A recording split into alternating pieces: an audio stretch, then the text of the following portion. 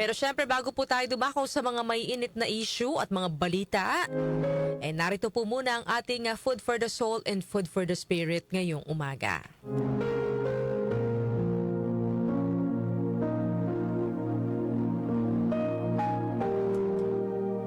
Isang bata ang gustong malaman kung sino ba ang pinakamalakas sa buong mundo. Tinanong ng bata ang bakal, "Ikaw ba ang pinakamalakas?" Sumagot ang bakal, "Hindi, tinutunaw ako ng apoy." Tinanong naman ng bata ang apoy, "Ikaw ba ang pinakamalakas?" Sabi ng apoy, "Hindi, pinapatay ako ng tubig." Tinanong ng bata ang tubig, "Ikaw ba ang pinakamalakas?" Sabi ng tubig, "Hindi, natutuyo ako ng dahil sa araw." Tinanong naman ng bata ang araw, "Ikaw ba ang pinakamalakas?" Sabi ng araw, "Hindi, tinatakpan ako ng ulap." Tinanong ng bata ang mga ulap, "Kayo ba ang pinakamalakas?"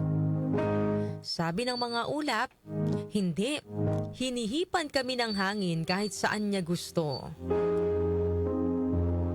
Tinanong ng bata ang hangin, "Ikaw ba ang pinakamalakas?" Tumawa ang hangin, "Hindi, pinipigilan ako ng bundok." Tinanong ng bata ang bundok, "Ikaw ba ang pinakamalakas?" Sagot ng bundok, "Hindi, winawasak ako ng mga tao."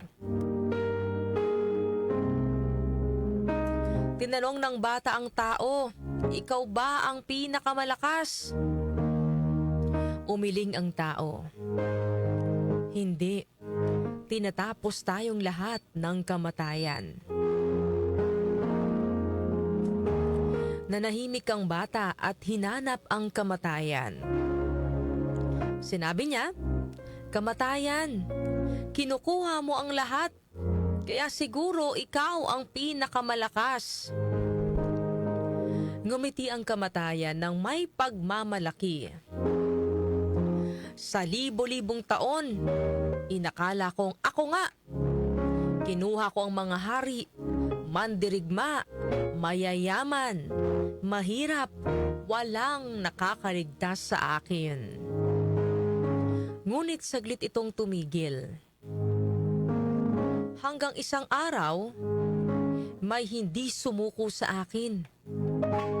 Kinuha ko siya, siya'y binugbog, ipinako sa krus at nagdiwang ako. 3 araw akong nagdiwang dahil akala ko'y tagumpay na ako. Hanggang siya'y muling nabuhay.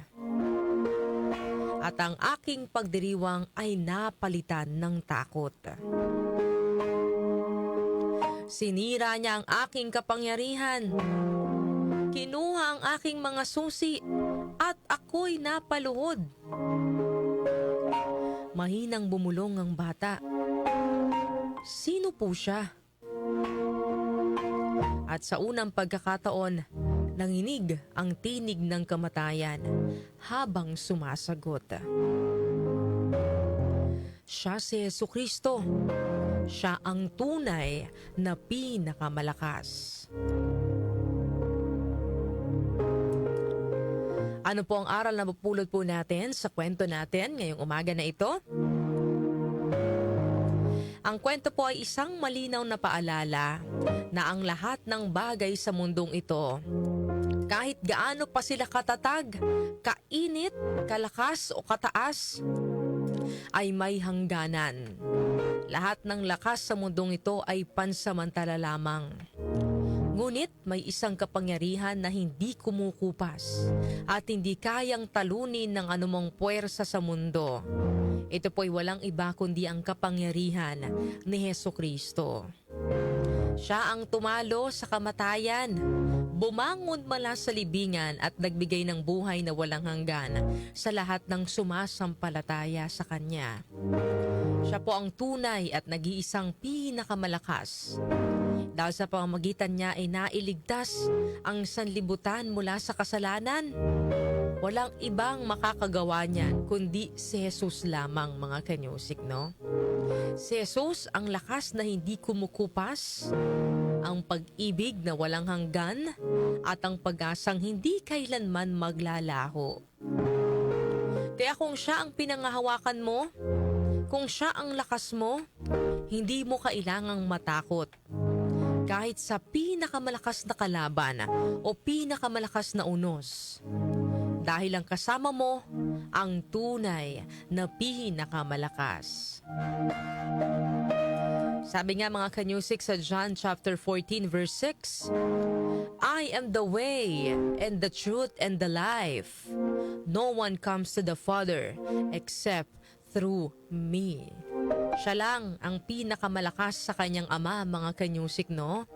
Kaya walang makakarating sa kaharian ng kanyang ama kung hindi tayo sasampalataya sa Kanya. Kung si Jesus po ang lakas at sandigan natin, hindi tayo matitinag, hindi tayo maliligaw.